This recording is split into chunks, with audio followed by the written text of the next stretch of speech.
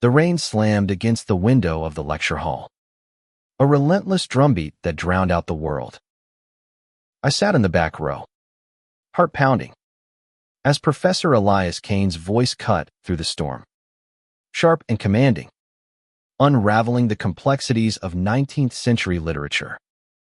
His eyes, dark and piercing, met mine for a fleeting second, and I swore the room tilted. I was Ethan Harper, a junior at a small liberal arts college in Massachusetts, scraping by on scholarships and a stubborn dream to write stories that mattered. Elias Kane was everything I wasn't: polished, brilliant, untouchable.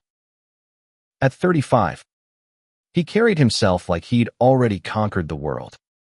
His lectures a blend of fire and precision that left students hanging on every word. I was no exception, though I hid it behind doodles in my notebook, sketching his profile when I thought he wasn't looking. But that night, one reckless choice shattered the line between us, and I've been unraveling ever since. It was late, past 9 p.m., and the campus was a ghost town under the storm's wrath. I'd stayed after class to ask about my midterm paper, a half-baked analysis of Whitman I was sure he'd tear apart. The lecture hall was empty except for us, the air thick with the scent of old books and rain-soaked wood. Elias leaned against his desk, sleeves rolled up, his usual composure fraying just enough for me to notice. "Your paper," he said, voice low. "It's bold, Ethan. But you're holding back. Why?" I fumbled for words, my face burning. "I don't know. I didn't want to overstep." His gaze didn't waver, and something in it, curiosity, challenge, or something deeper, pinned me in place. He stepped closer, close enough that I could smell his cologne, cedar and something sharp. "You're not the type to play it safe," he murmured, and I swear his voice dropped an octave. "So why start now?" I don't know who moved first. Maybe it was me, desperate to prove something. Maybe it was him, crossing a line he'd never admit to wanting. Our lips crashed together, urgent and clumsy, like we'd both been starving for it. His hands gripped my shoulders, then slid to my waist, pulling me against him as the rain roared outside. It was one night frantic, reckless, perfect, and it was a mistake. I knew at the moment I slipped out of his office at dawn, my clothes wrinkled and my heart a mess. The next morning, I avoided his class, hiding in the library with my headphones blasting. But Elias had other plans. He found me between the stacks, his voice a low whisper as he passed. "Mine," he said, barely audible, his breath brushing my ear. My heart stopped. It wasn't a promise seat, it was a claim, and it terrified me as much as it thrilled me. Days turned into weeks, and I couldn't escape him. Every lecture, every hallway, his eyes followed me, and that word "mine" slipped from his lips whenever he brushed past, too quiet for anyone else to hear. It was a game, a secret, a knife's edge. I told myself I regretted that night, but every time he whispered, my resolve crumbled. I was falling, and I didn't know how to stop. The college was a pressure cooker of gossip, and I wasn't naive. A student and a professor. It was a scandal waiting to happen. I'd worked too hard to risk an AMUMU scholarship, my future, my pride. But Elias wasn't just a professor. He was a puzzle I couldn't solve, a man who saw through my defenses and made me want to be seen.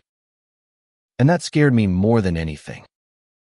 One evening, I found a note slipped into my backpack, written in his sharp, elegant script: "Meet me at the old oak by the lake. 10 p. M. My stomach twisted. I should have ignored it. But my feet carried me to the lake, where the moonlight carved shadows across his face. He stood under the oak, his usual confidence tinged with something raw. I shouldn't want this, he said, voice rough. But I do. And so do you. I wanted to argue, to tell him he was wrong. But the truth burned in my chest. I stepped closer, and his hand found mine, warm and steady. This could ruin us, I whispered. He didn't flinch. Some things are worth the risk, he said, and kissed me again, slower this time, like he was memorizing me. But secrets don't stay buried. Not in a place like this. The next day, I caught whispers in the cafeteria rumors about a student and a professor. Names not yet spoken, but close enough to sting. My best friend, Mia, cornered me at lunch. Her eyes narrow. Ethan, what's going on with you? You've been weird for weeks. I brushed her off, but the guilt gnawed at me. I was lying to everyone, her, myself, the world. Elias didn't make it easier. In class, he was all business, but his glances lingered, and every mind felt louder, more dangerous. I started skipping lectures, but he'd find Maine the quad, the library, even the coffee shop off campus. You can't run from this, he said one night, catching me outside my dorm. His voice was soft but unyielding. You're in my head, Ethan. Every damn day. I wanted to scream that he was in mine too, that I couldn't sleep without dreaming of him, that I hated how much I wanted him. But I didn't. Instead, I kissed him again, right there in the shadows of the dorm, where anyone could have seen. It was reckless, stupid, and I didn't care. Not then. The rumors grew louder, and I felt the walls closing in. My grades slipped. My scholarship was at risk, and Mia wouldn't let up. Tell me the truth, she demanded one night in my room, her voice shaking. Is it Kane? Are you with him? I froze. The words stuck in my throat. Her face fell, and she stormed out, leaving me alone with the weight of my choices. I didn't see the email until later that night. Sent from an anonymous account. I know about you and Kane. End it, or everyone will know. My heart sank. Someone had seen us. Someone knew. And now, everything I'd fought for me future, my dreams was hanging by a thread. The email's words burned into my mind, a ticking bomb I couldn't defuse. I sat on my dorm bed, staring at my laptop, the screen's glow casting shadows that felt like accusations. I wanted to tell Elias, but the thought of facing him, of admitting how deep we'd fallen, made my chest ache. I avoided him for days, dodging his classes and ignoring his texts. But Elias wasn't one to be ignored. He cornered me in the empty English department hallway, his eyes stormy. Ethan, talk to me, he said, his voice low but edged with frustration. You're shutting me out.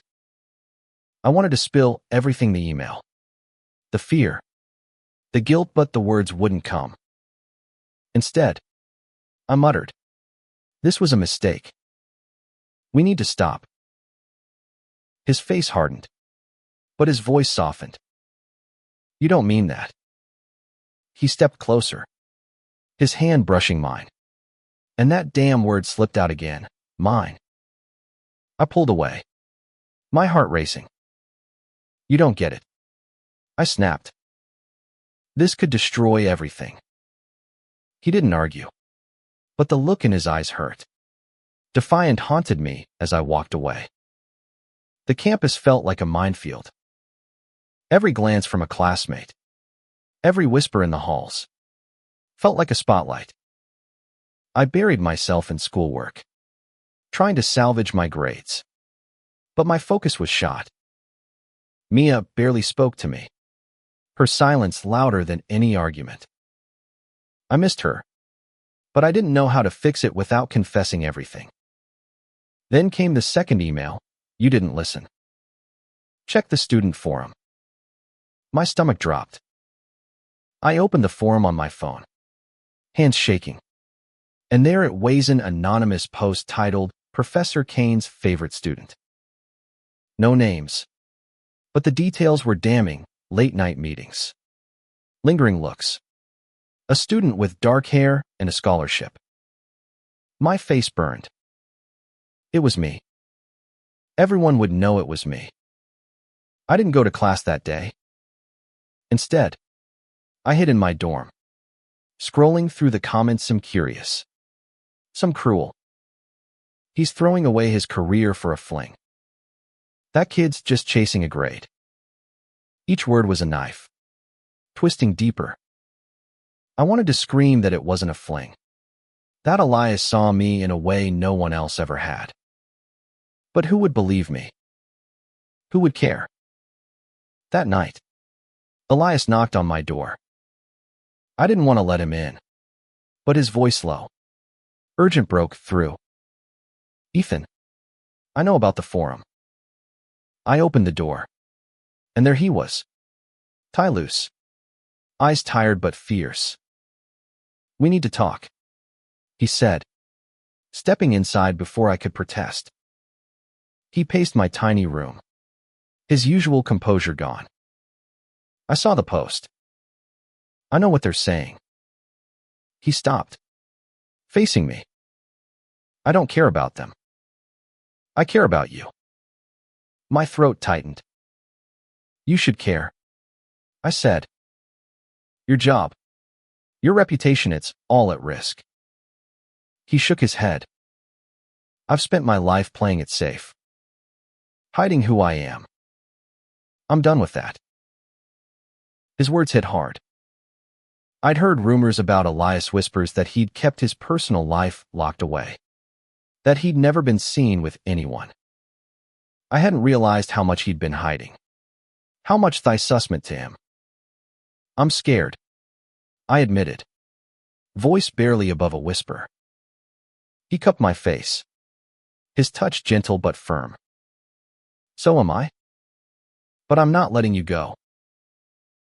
For a moment, I believed we could make it work. We sat on my bed, talking until dawn about his past, his fear of being outed in a small town, my dreams of writing, my dread of losing everything. It was the most honest we'd ever been, and it felt like a lifeline. But lifelines can snap. The next day, the dean called me in. Her office was cold, her expression colder. We've received complaints, she said, sliding a printed copy of the forum post across her desk. Care to explain? My mouth went dry. I stammered through a denial. But her eyes said she didn't believe me. This is serious, Ethan. For you and Professor Kane. I suggest you think carefully about your next steps. I left her office in a daze, my scholarship hanging by a thread. I wanted to find Elias, but he was in a faculty meeting, unreachable. Instead, I went to the lake, to the oak where we'd kissed. I sat there, staring at the water, trying to figure out how one night had spiraled into this. I loved him, I could admit that now, but love wasn't enough to fix this mess. When Elias found me, the sun was setting, painting the lake in shades of fire. He sat beside me, silent for a long moment. I got called in too, he said finally. They're launching an investigation. My heart sank. What do we do? I asked. He took my hand, his grip tight. We face it. Together. But facing it wasn't that simple. The investigation meant interviews, scrutiny, judgment. Friends turned distant. Mia stopped answering my texts. The campus, once my haven, felt like a cage. And through it all, Elias kept whispering mine, like a promise he couldn't keep. The investigation dragged on, a slow bleed of whispers and sideways glances. I felt like a ghost, drifting through classes, avoiding Elias's lecture hall. But he wouldn't let me disappear. Every night, he'd text, "Meet me. We need to talk." I ignored most of them, but he'd still find me outside the library, in the quad, once even at the coffee shop where I was trying to study. Each time, he'd lean in close, his voice a quiet anchor, mine. It was maddening, intoxicating, and it kept me tethered to him even as everything else fell apart. The dean's office called us in separately, then together. Sitting across from Elias in that sterile room, I could barely meet his eyes. The dean's questions were sharp. Probing dates, times, witnesses. I stuck to the truth, or a version of it. We'd grown close, but nothing inappropriate had happened. Elias backed me up, his voice steady, but I saw the strain in his jaw, the way his hands clenched when the dean mentioned professional boundaries. They suspended him pending the investigation's outcome. I overheard students talking in the cafeteria, their words slicing through me. "Kane's done." He crossed a line. I wanted to scream that it wasn't just him, that I'd wanted it too. But guilt kept me silent. My scholarship was under review, and every rejection email from summer internships I'd applied to felt like another nail in the coffin of my future. Mia finally broke her silence one rainy afternoon, cornering me in the library.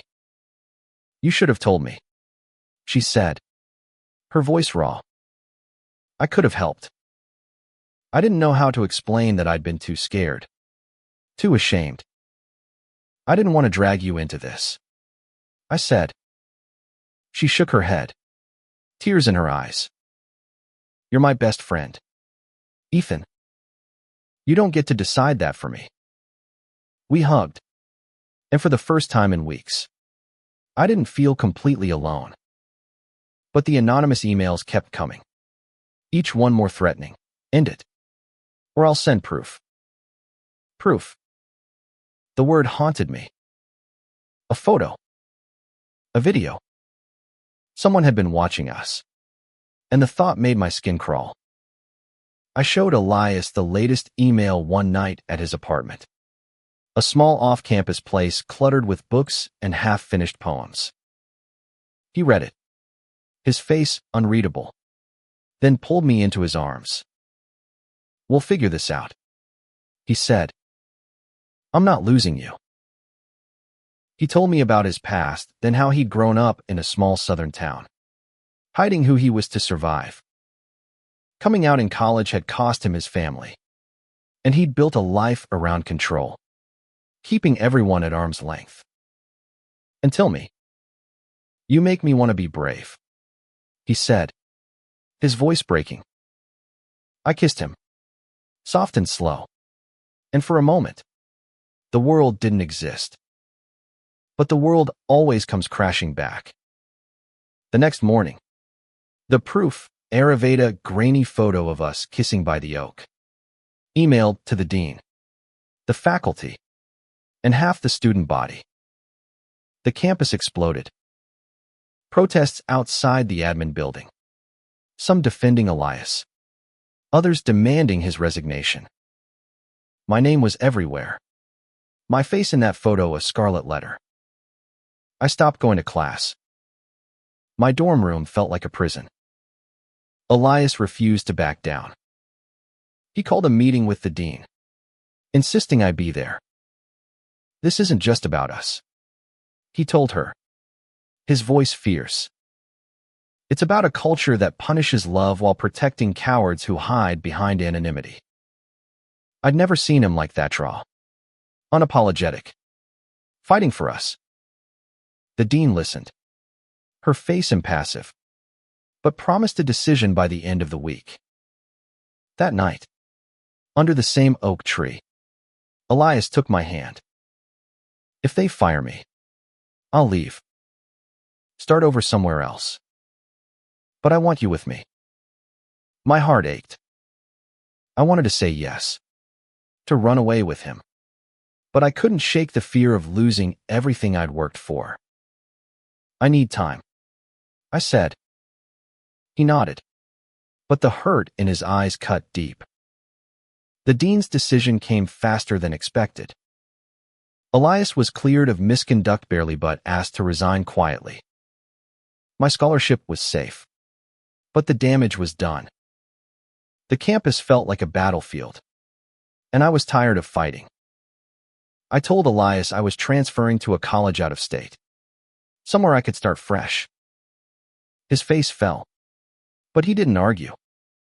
You'll always be mine, he whispered.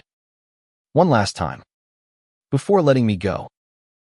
I moved to California, enrolled in a new school, and tried to rebuild.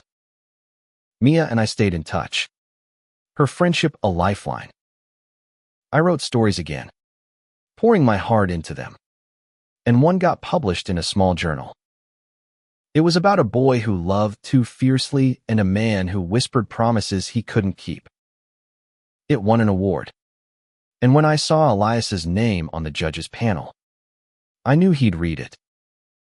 Months later, a letter arrived, postmarked from New York. Elias's handwriting, sharp and familiar. I'm teaching again. Small community college. Nothing fancy. But I'm out. Ethan. No more hiding. I think of you every day. You were never a mistake. Enclosed was a photo of the oak tree. Our oak, with mine carved into the bark. I cried, not out of regret, but because I'd loved him, and that love had changed me. I didn't write back, but I kept the photo. Some loves don't last, but they leave marks that do. Elias taught me to be brave, to write my truth, even when it hurt. And in the end, that was worth everything.